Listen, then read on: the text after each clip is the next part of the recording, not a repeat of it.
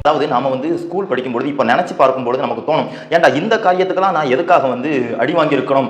இப்போ நினைச்சு பார்க்கும்போது ரொம்ப கோவமாவே இருக்கும். அந்த மாதிரி சில சம்பவங்கள் வந்து கண்டிப்பா நடந்திருக்கும். சம்டைம்ஸ் நம்ம வந்து தமிழ்ல கேம்பஸ் ஸ்கூல்ல வந்து தமிழ்ல பேசிட்டதால அடி வாங்கியிருப்போம், இல்லைனா ஒரு சில்லற விஷயத்துக்குலாம் அடி வாங்கியிருப்போம். அதை இப்போ நினைச்சு பார்க்கும்போது நமக்கே வந்து கோவம் வரும். எதுக்காக இந்த காரியத்துக்கு நான் அடி வாங்கியிருப்பேன், இல்லை ஏன் தப்பே இல்லையா, இப்போ மட்டும் அந்த வாத்தியார் என் கையில் கிடச்சான் அப்படின்னு தோணும்.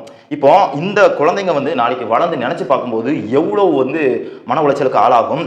அதே சமயத்தில் வந்து இவங்க இந்த காரியத்தை செய்யாமல் அவங்க வந்து எதுவும் தப்பாக பண்ணால், ஐ மீன் அடித்தாலோ சம்திங் ஃபிசிக்கல் அபியூஸ் பண்ணால் அது எவ்வளோ பெரிய ட்ராமாவை அவங்களுக்கு வந்து கிரியேட் பண்ணும். அப்போ 2 பசங்களை மட்டுமே டார்கெட் பண்ணி இப்படி பண்ண வைக்கிறாங்கன்னா, அப்போ மற்ற பசங்க வந்து தலித் மக்கள் அங்கே தலித் குழந்தைகள் வந்து படிக்கவே வரலன்னு நினைக்கிறேன். I think so. ஏன்னா 2 குழந்தைங்களை மட்டும் தான் டார்கெட் பண்ணியிருக்காங்கன்னா, அப்போ இவங்க 2 பேரும் தான் பள்ளிக்கூடத்துக்கு வந்திருக்காங்களா அப்படின்ற ஒரு கேள்வியும் இருக்குது. எவ்வளோ கஷ்டப்பட்டு என்னென்ன திட்டங்கள் கொண்டு வந்து ஸ்கூலுக்கு கொண்டு வந்தால் நாங்குநேரில் நடந்த சம்பவம். அது மட்டும் இல்லாமல் அது ஸ்கூல்னால இப்போ இந்த ஸ்கூல் சம்பவம். அது மட்டும் இல்லாமல் மேல்பாதி, வேங்கை வயல், எக்கச்சக்க சம்பவங்கள் வந்து நடந்துக்கிட்டே இருக்குது.